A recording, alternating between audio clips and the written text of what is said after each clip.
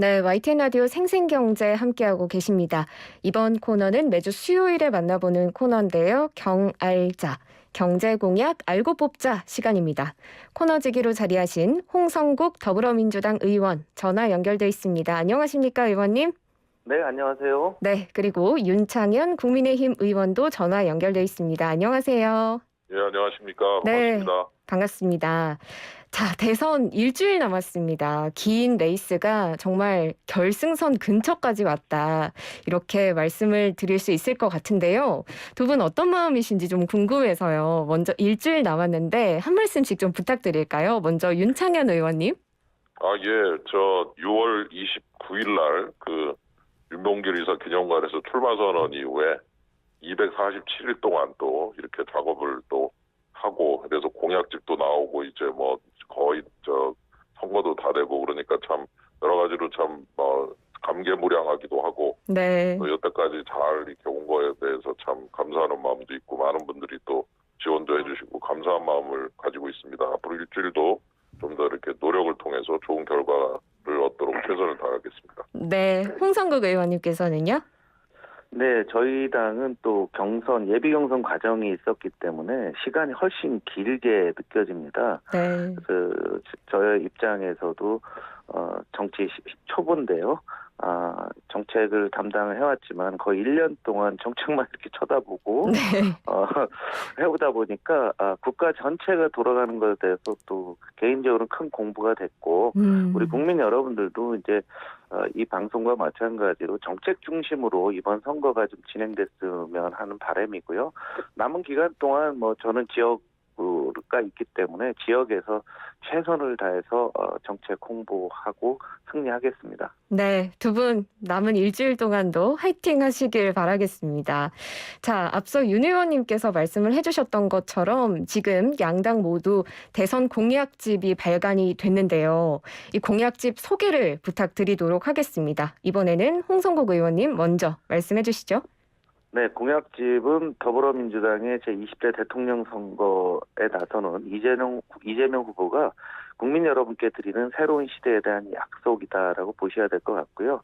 크게 이제 5개의 비전을 갖고 있습니다. 신경제, 공정성장, 민생안정, 민주사회 평화안보라는 큰 틀 안에서 20대 핵심 추진과제 그리고 83개의 또 소확행 과제에서 촘촘하게 우리 국민들의 어떤 삶, 생활, 또 우리나라 전체에 가는 방향을 모두 망라하고 있다라고 보시면 될 것 같고요. 네. 또 한국이 시간이 지날수록 점점 다양성이 강해지고 있잖아요. 다양해지고 또 국민 소득이 3만 5천 불이나 되기 때문에 서로의 생각들이 많이 틀린 점이 있습니다. 그래서 또 우리 소확행 공약 같은 경우도 이런 다양성까지 모두 어누르는 이런 내용들을 담고 있는데요. 결론은 그거 같습니다. 결국 미래 사회에 국가가 국민에게 어떤 일을 해야 될 것인가를 종합 총정리했다라고 보시면 될 것 같고요. 네. 우리 국민 여러분들도 한번 꼼꼼히 읽어보시면 또 새롭게 우리가 어디로 가고 있는지, 어떻게 가야 되는지 좀 더 이해의 폭을 넓히지 않을까 생각됩니다. 그렇군요. 자, 그럼 윤창현 의원님께서는 어떤지 소개 부탁드립니다. 예, 오랫동안 고생을 해서 만든, 그게 나오고 나니까 또 여러 가지 느낌이 참 새롭다는 생각이 듭니다. 네. 중앙편과 시도편으로 나눠져 있는데요. 중앙편하고 시도편하고 해서 목차만 9페이지입니다. 그래서 그렇군요. 340페이지 중앙편, 시도편은 100페이지고요.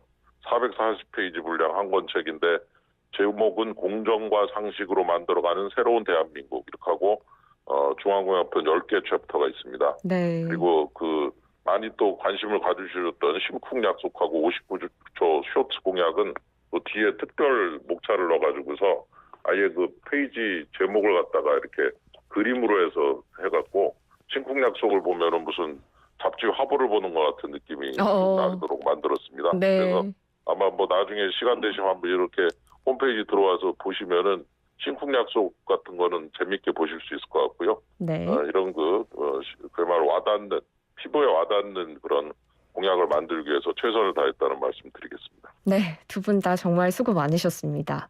그런데 사실 이런 공약집이 굉장히 페이지 수도 많고 그러다 보니까 우리 국민들께서 선거 공약집 보다도 많이 접하시는 건 오히려 선거 공보물이 아닐까 싶습니다. 이제 공보물이 각 가구마다 배달이 됐잖아요.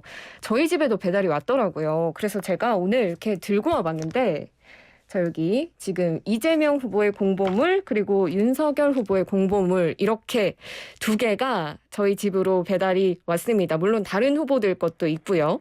유권자인 제가 보기에는 이 두 후보의 공보물이 느낌이 정말 달랐거든요. 제 느낌은 나중에 좀 말씀을 드리도록 하고 이 공보물에서 어떤 부분들을 가장 공들여서 작업을 하셨는지 좀 궁금합니다. 먼저 윤창현 의원님. 예, 사회자께서 가지고 계시다니까 뭐 무슨 느낌이신지 아마 저랑 비슷할 거라고 생각이 듭니다. 네, 딱 보면은 이제 저희 공보물은 이제 잡지같이 만들었습니다. 맞습니다. 매거진 형태, 고급 월간지 형태로. 그래가지고 그 국민이 키우는 윤석열, 내일을 바꾼 대통령이 마치 그 매거진 제목처럼 돼 있고 밑에 이렇게 기사들이 쭉 써 있고 제목들이. 예, 그래서 단순하게 이제 공약만 쭉 나열하는 게 아니라 뭐 인터뷰 기사도 싫고. 그다음에 또 이렇게 사진도 좀 재밌는 사진 많이 넣고 네. 또 뭐 이렇게 저 의자에 앉아서 국민들을 이렇게 따뜻한 시선으로 바라보는 그런 또 고급 잡지 같은 느낌이 나는 그런 사진도 있고 그래서 맞습니다. 이렇게 보시면은 이거 나름 잘했다 이런 생각이 드시도록 그 잡지 느낌, 월간지 느낌, 고급스러운 월간지 느낌으로 좀 가려고 그렇게 해서 인터뷰 형식까지 포함해서 좀 편하게 이렇게 넘겨보시면서 좀 이렇게 이런 기사도 있네 하는 그런 느낌이 들도록 열심히 만들었습니다. 맞습니다. 지금 저도 보이는 라디오 통해서 여러분께 이렇게 보여드리고 있는데요. 이게 보이는 라디오로 안 보시더라도 집으로 다 이렇게 공보물이 갔으니까 한번 확인해 보셨으면 좋겠고요.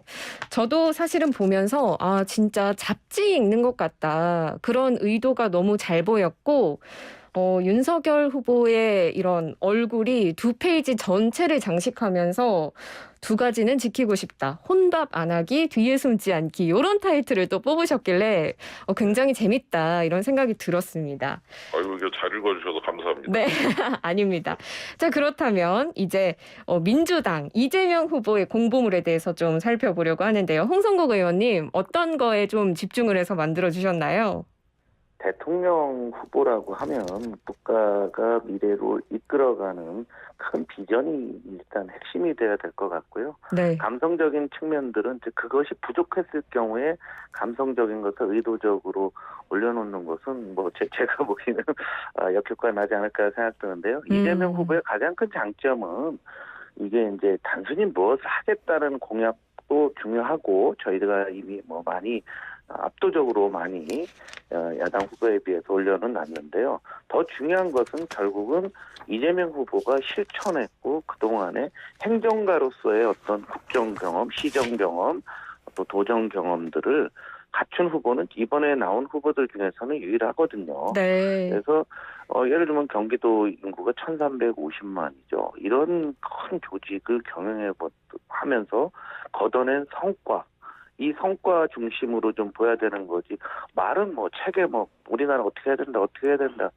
수백 건, 수천 권의 책이 있지만 결국은 실천력이 굉장히 중요한 거죠. 그래서 개발이 관수라든가 계곡 불법 시설 철거라든가 공공 배달 앱 이런 여러 가지 신천지 시설 강제 폐쇄 등 이제 본인이 했던 실행력이 있었던 성과들 중심으로 많이 나열을 했고요. 네. 그리고 저희는 이제 그냥 3월 그 대통령 선거일은 그냥 일하는 대통령을 뽑는 날뿐만이 아니라 경제를 살고 미래를 만들어가고 또 국민들의 미래를 만들어가는 중요한 결정의 날이다. 우리 역사적인 날이다. 이런 것을 좀 강조했습니다. 네, 확실히 의원님들의 이야기를 들으니까 이 공보물의 의도가 제가 잘 파악한 게 맞구나 하는 생각이 들었어요. 일단 이재명 후보의 공보물을 보게 되면 윤 후보와는 달리 일단 사진이나 폰트가 눈에 정말 잘 들어오게 좀 크게 배치가 돼 있는 모습을 볼 수가 있고 전체적으로 좀 가독성에 집중하지 않았나 이런 생각을 많이 했습니다. 또 이런 실천력에 대한 얘기를 해주셨는데 이 공보물을 펼쳐보면 이재명이 했다. 그리고 이재명이 한다. 이렇게 두 페이지를 할애해서 좀 어떤 걸 했고 어떤 걸 할지 좀 간결하고 명확하게 표현을 해서 좀 눈에 잘 들어왔던 것 같습니다. 감사합니다. 네, 두 분 다 저는 굉장히 흥미롭게 읽었는데 이제 상대 당에서 보시기에는 두 후보의 공보물이 어떤지 살짝 비판적으로 한번 봐주셔도 괜찮을 것 같아요. 어떤 점이 좀 눈에 나는 이게 좀 별론 것 같다 싶으신가요? 윤 의원님? 결국 저부터요? 네, 네. 예. 아, 우선 좀 죄송해요. 반대로 하셔야 될 것 같은데. 맞아요, 맞아요. 홍 의원님께서 먼저 한번 해주시죠, 이번에는. 예. 괜찮아요. 그래도 결국은 이 공보물에서도 예. 두 후보의 어떤 저는 능력 차이가 나타났다고 보는데요. 네. 국민의힘에서 어떤 전통적인 공보물이 아니라 잡지 형태로 만들었다고 자랑하셨는데 시도는 참 참신하다고 보고 있습니다. 네. 그러니까 채울 게 없으니까 잡지 형태로 한 게 아니겠느냐. 그래서 국정 운영의 경험이 없기 때문에 그런 특별히 성과가 없지 않습니까? 가장 선거의 핵심 뭐예요? 뭘 했는데와 뭘 할 것인가에 대한 한 게 없기 때문에 할 것인가만 싫다니 뭔가 부족했다라는 느낌이고요. 가장 뒷장의 10대 공약을 제외하고선 세밀한 공약이 좀 없었습니다. 한나라를 책임지는 대통령의 언어는 무엇을 하겠다만 있어서 뭔가 들어가서는 안 되고요. 네. 무엇을 어떻게가 중요하거든요. 어떻게 하겠다가 돼야 되는데 원론적인 얘기만 있을 뿐 구체적으로 어떻게 이루어야겠다. 어떻게 해서 좀 부족하지 않았나라는 생각이 듭니다. 그렇지만 또 실무자분들 오랜 기간 동안이지만 실제로 일을 하다 보면 굉장히 짧거든요. 네. 모두 좀 고생하셨습니다. 또 마무리는 잘 해주셨습니다. 자, 그러면 윤창현 의원님께서는 이 민주당 이재명 후보의 공보물 어떠셨는지요? 예, 팜플렛 같은 느낌이고요. 그리고 네. 좀 너무 단순한 것 같아요. 쭉 넘기면 편집이 거의 다 비슷해가지고 모든 페이지가. 그리고 공약집 제목을 쭉 나열해 놓은 게 너무 많아가지고 조금 아마 읽다가 보면 너무 좀 지루하지 않을까 그런 좀 생각이 들고 어쨌건 열심히 만드신 것 같은데 아까 뭘 했는가 이런 거 가지고 말씀하셨지만 딱 펼쳐가지고 겉표지 안쪽을 보면은 전과 기록부터 나오고 소명서가 나오고 이래가지고 이 부분은 조금 좀 이렇게 보면서 조금 속으로 좀 불편함이 좀 있었습니다.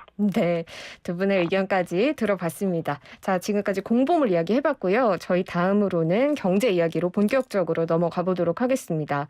지금 우크라이나 러시아 사태가 정말 전 세계적으로 문제가 되고 있는 상황인데요. 우리나라의 수출입에도 당연히 큰 영향을 끼칠 수밖에 없을 것 같습니다. 어떻게 대응하는 게 좋을지 좀 먼저 여쭤보고 싶습니다. 윤 의원님? 예, 지난해 우리나라 러시아 수출액이 한 100억 불 정도 되더라고요. 네. 그리고 수입은 한 170억 불 정도.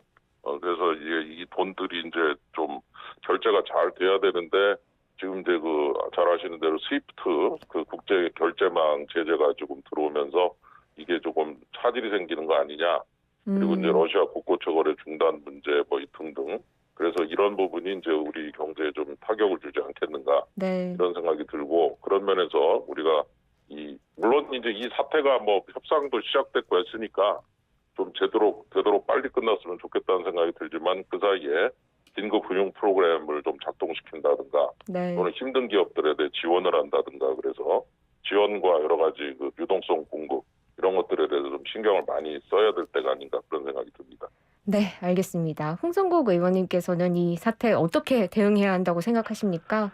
네, 우크라이나 사태는 단순한 국지적인 전쟁이 아니고 신냉전 체제로 가는 국제 질서의 거대한 전환이라고 보고 있습니다. 네. 그래서 지금 우리 코로나 위기라든가 그 이전의 어떤 디플레 움직임에 지정학적 리스크까지 전부 합친 이런 복합 위기는 앞으로도 계속 될 거로 보고 있습니다.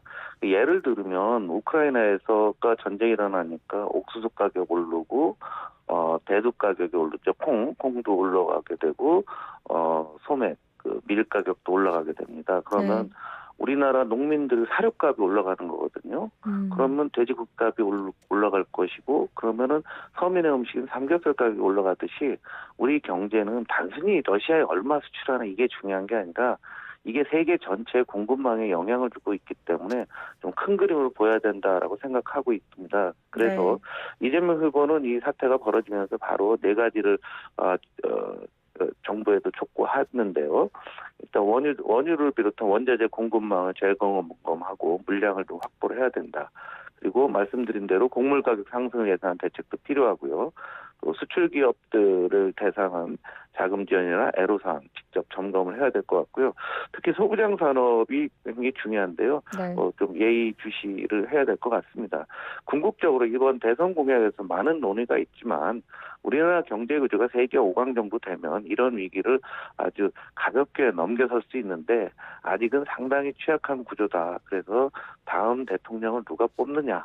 진짜 우리가 세계 5강 만드실 능력과 경험 있는 분을 뽑는 게 중요하다는 것을 또 우크라이나 사태를 통해서도 우리가 알 수 있다라고 생각합니다.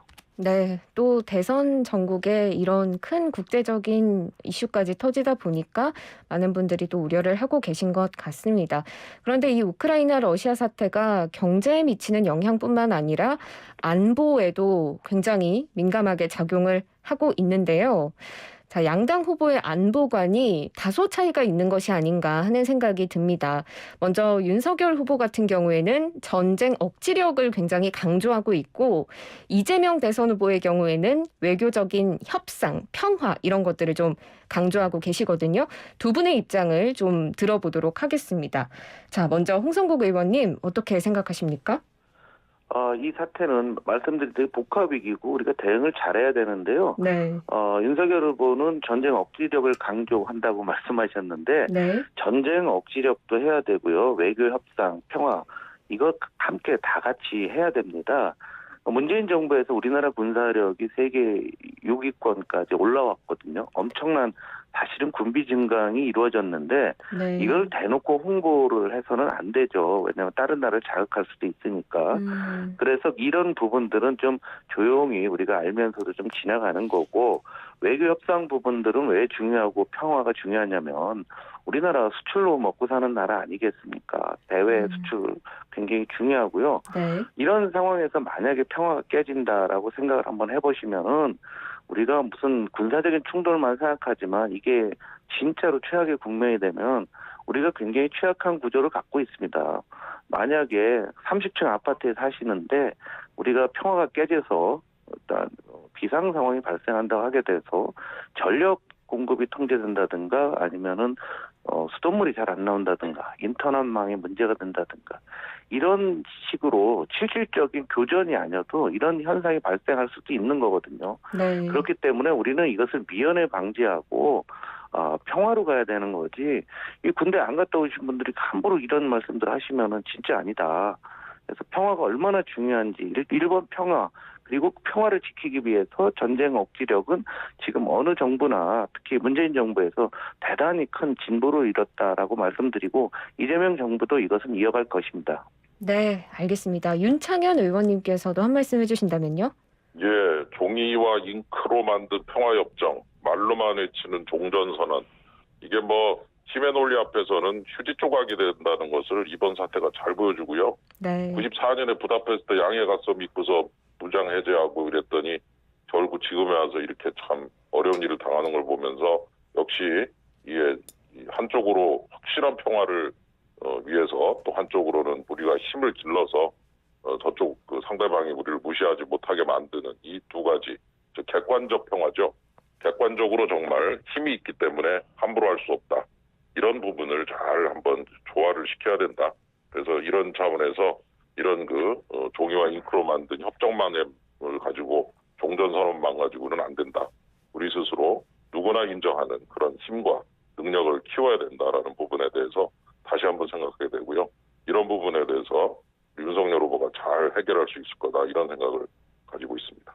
네, 알겠습니다. 두 후보의 안보관에 대한 두 의원님의 생각까지 들어봤습니다.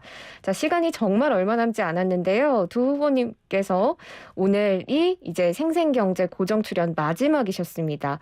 지금까지 좀 캠프 대표에서 다양하게 공약을 소개해 주셔서 정말 감사하고요. 오늘 말씀 여기까지 듣도록 하겠습니다. 고맙습니다. 네, 감사합니다. 네. 수고하셨습니다. 지금까지 고맙습니다. 국민의힘 윤창현 의원님, 더불어민주당 홍성국 의원님과 함께했습니다.